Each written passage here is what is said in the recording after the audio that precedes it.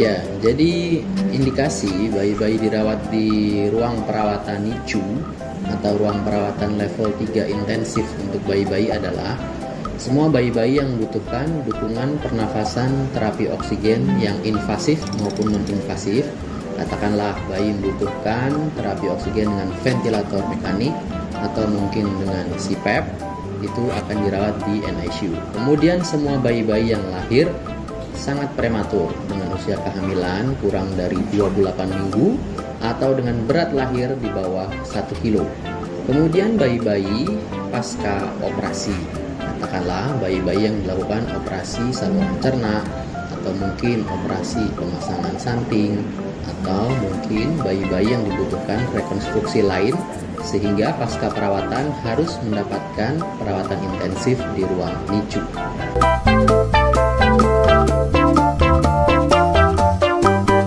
Jadi untuk durasi atau lama perawatan di ruang NICU selalu menjadi pertanyaan orang tua bayi-bayi yang dirawat di NICU tersebut.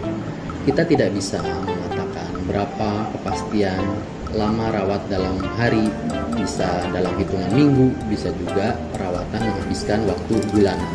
Semua tergantung, yang pertama adalah kondisi umum bayi, ya, apakah dia dari sistem pernafasan, kemudian sistem kardiovaskuler, kemudian sistem lain seperti hematologi, saluran cerna, persyarafan, dan juga metabolisme lain sudah dalam keadaan stabil dan teratasi atau belum. Jika semua keadaan tersebut sudah bisa teratasi dan bayi tidak membutuhkan dukungan suportif, terapi oksigen yang invasif, kemudian nutrisi parenteral, maka bayi sudah bisa dirawat di luar NICU.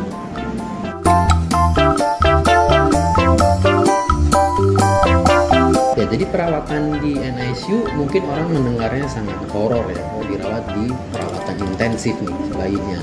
Tetapi kita melibatkan semua pihak dalam perawatan bayi, baik tim dokter, perawatan, nutrisi, farmasi, dan juga kita melibatkan peranan orang tua. Karena doa dan juga dukungan dari orang tua jelas merupakan penyembuh bagi kesembuhan bayinya tersebut.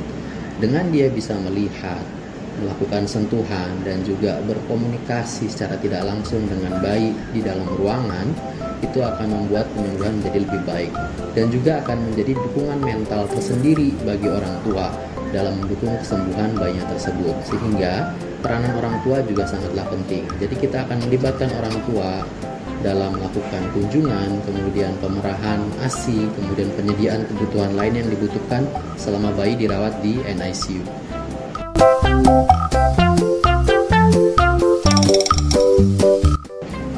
Ya, jadi kalau kita bicara kelainan bawaan pada bayi, jelas seorang ibu, terutama pasangan usia subur atau yang berniat untuk melakukan program hamil, harus melakukan pemeriksaan terlebih dahulu. Persiapan dimulai sejak sebelum konsepsi atau sebelum memulai program kehamilan.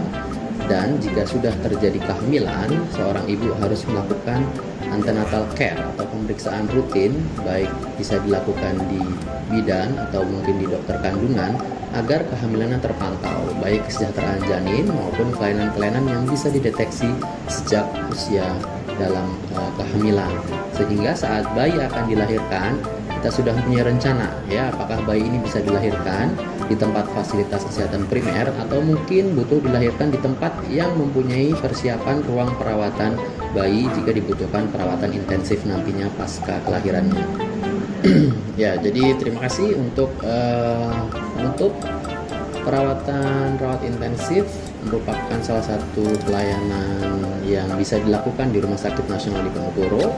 Kami memiliki tim baik dokter maupun keperawatan, farmasi, nutrisi, serta mempunyai fasilitas penunjang dari ruangan, inkubator, ventilator, dan juga perawatan lain, serta dukungan laboratorium dan radiologi yang mendukung keberhasilan perawatan bayi-bayi yang membutuhkan perawatan intensif.